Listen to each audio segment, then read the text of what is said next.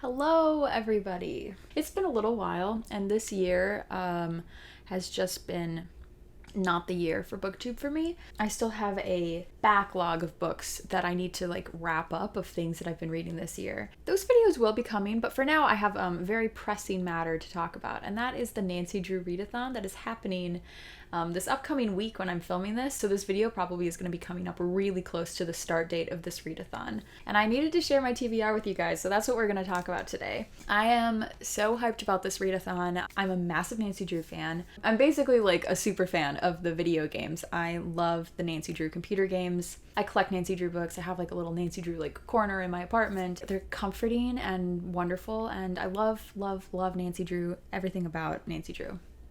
So I had to participate in this readathon.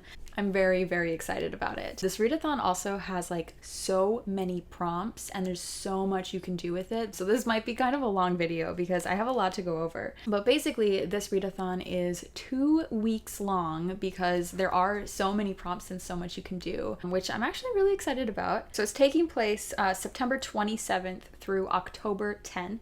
And you can really participate at your own level. But I personally am going to be going for the gold on pretty much every single prompt. So let's get into it. First off, I do want to say that there is a group read. I'm pretty sure that the group read is Nancy Drew and the Hidden Staircase. And I have read that book a couple times. The last time I read it was fairly recent, within the last 2 years, I think. So I just decided not to read that book.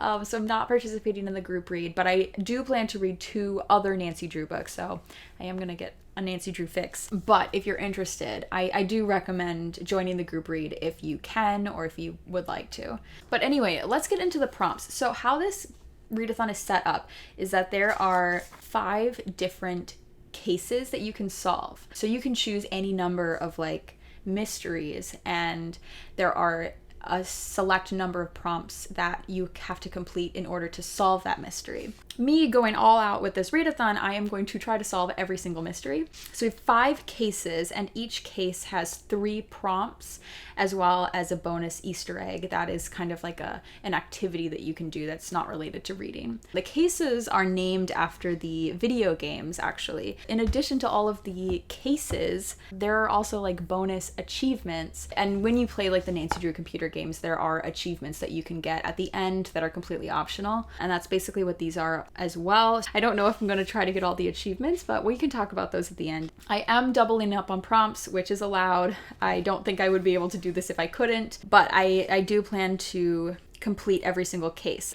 So case number 1 is The Ghost of Thornton Hall. That game is like a murder mystery, Southern Gothic, has a masquerade, creepy, spooky ghost vibes to it. And so all the prompts kind of relate to that general theme. And the 3 prompts that you need to complete are Masquerade Ball, read a book that features a ball, party, or celebration.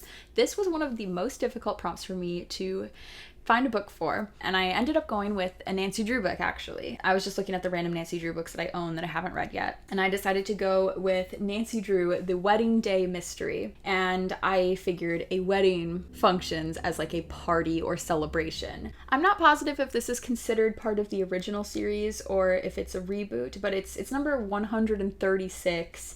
I think this is maybe from the 70s or 80s, and it is just a very short and quick wedding themed Nancy Drew book. This is the only book that I do not have on audiobook. Obviously I listen to almost everything on audiobook, but this one I will be reading physically, and I think I should be able to get through it. It's not going to be hard. So this is my physical read and my first book on my TBR and my first Nancy Drew book. Oh, I do want to point out that this is not a requirement of the readathon at all, but I have intentionally decided to only read mysteries and thrillers and at least something with a mysterious element, in the spirit of Nancy Drew. I just wanted to be reading mysteries during this readathon, so that is a requirement that I gave to myself that was not part of the readathon, just to make things harder for myself, but also to make things more fun for myself, because I just want to read mysterious books during a Nancy Drew readathon, obviously. Actually, the next prompt that I have for case number 1 is aligned with this, and it's Ghost in the Graveyard, read a book with a murder mystery theme. I've decided to read The Things She's Seen by Anne Boleyn and Ezekiel Quaimolina. This book, I believe, has paranormal elements. I think that the ghost of a girl who was killed is a character, or at least somehow involved in this story, and it involves a small town in Australia. I believe that the authors of this book are siblings, and I believe that they are Indigenous Australians. This just looked very intriguing. It supposedly is kind of about like the dark secrets of a small town in Australia and the death of this girl. I think it looks very good. And I'm also going to use it for the next prompt for case number 1, which is Amateur Sleuth, read a book with an intriguing cover. I just really, really like this cover with like the butterfly, but it's like very creepy on top. I'm a fan. So those are the 2 books that I'm going to read to complete case number 1. Case number 2 is The Last Train to Blue Moon Canyon. And the first prompt is Cheeseburger, read a book that features food or cooking.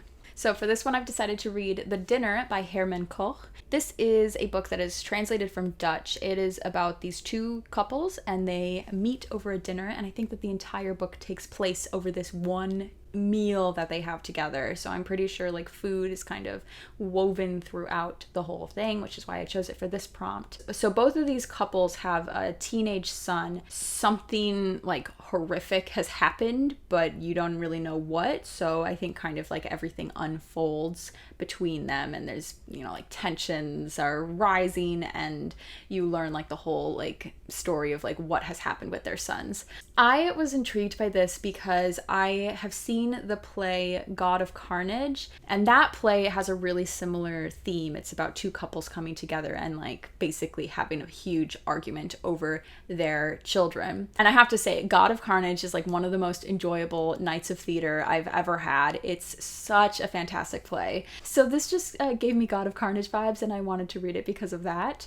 I've heard kind of mixed things, but I'm hoping I like it, and we shall see how it goes. The second prompt for case number 2 is Hardy Boys, and that is to read a book recommended by a friend or family member. And so for this prompt, I have chosen My Sister the Serial Killer by Oyinkan Braithwaite. This was recommended to me over the summer by a friend of mine, and it is a kind of satirical short novel about this woman whose sister is a serial killer, I guess. The protagonist's sister keeps murdering men that she dates, and apparently it's becoming a problem.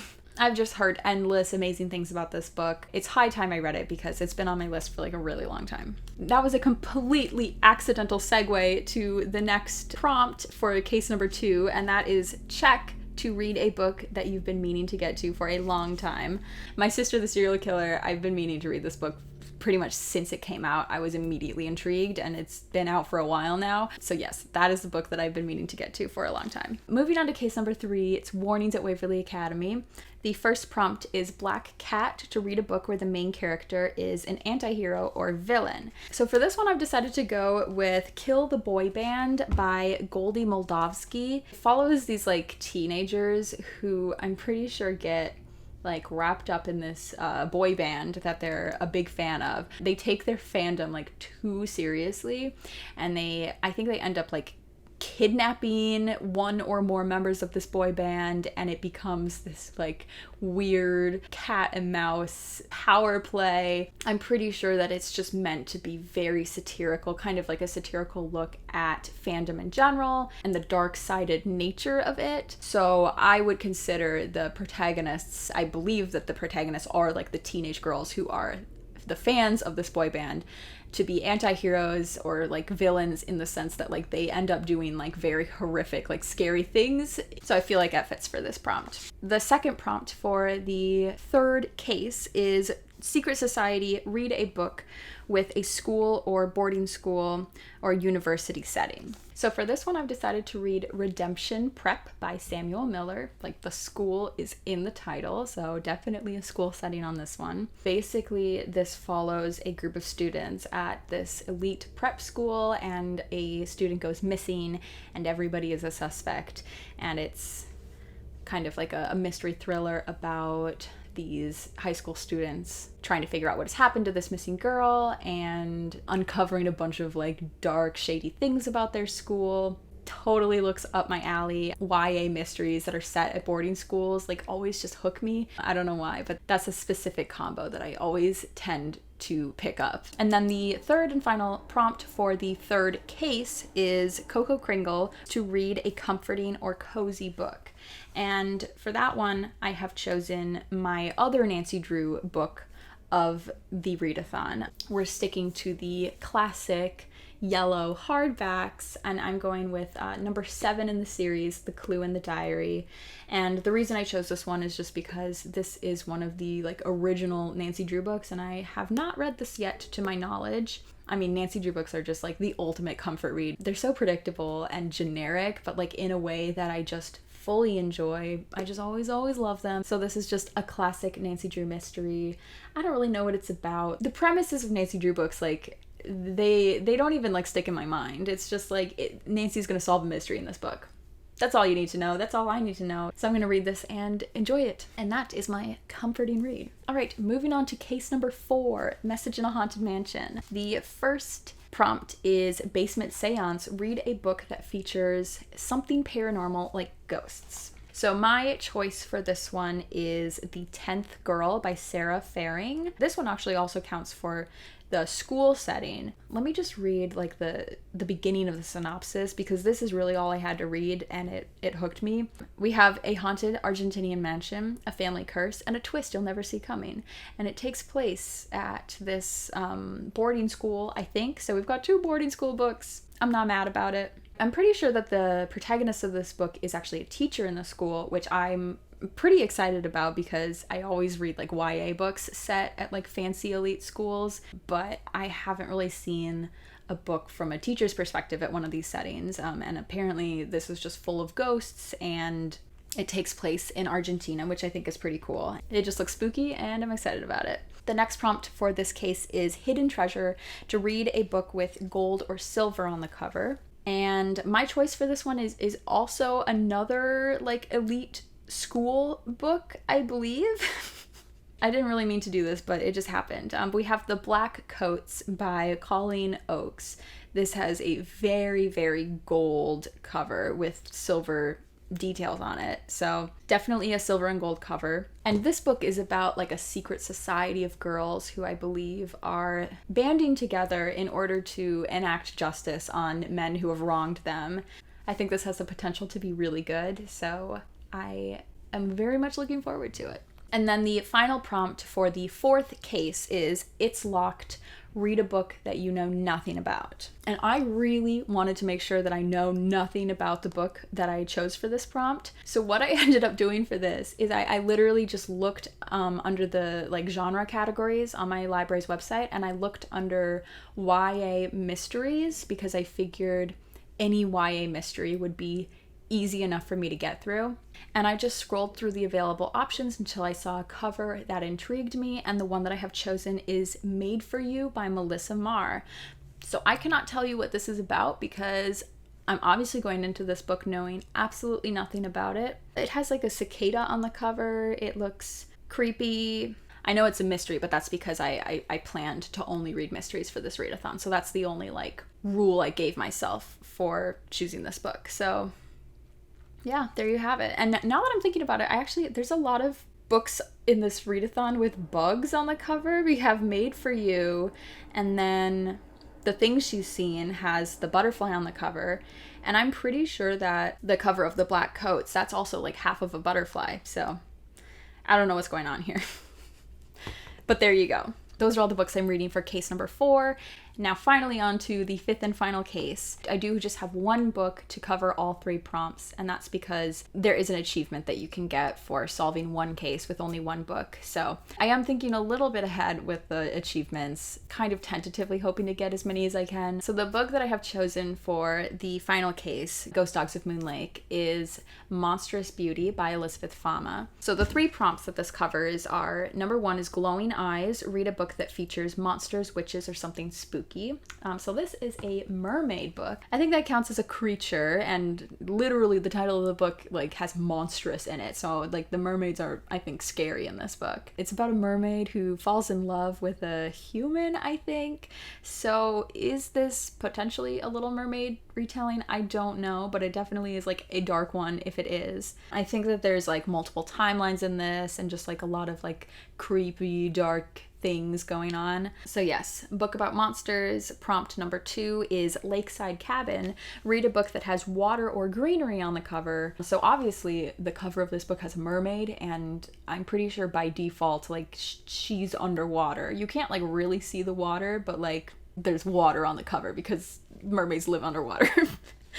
So I think it counts. And then the last prompt for this final case is dare to play, read a book that is outside your genre comfort zone.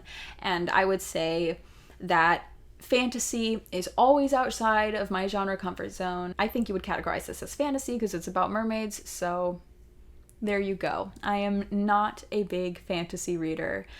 I am not gonna lie, I'm a little worried about this book. I feel like I'm not gonna like it, but I'm hopeful. I do like mermaids. I think they're cool, so fingers crossed that this ends up being good. But there you have it. I think 11 books in 2 weeks is doable, especially considering I have 2 Nancy Drew books on the TBR, and these are always going to be really quick reads. I hope it works out. I think that I have a good balance of books that are going to be a little bit slower and longer and books that are going to be really quick reads.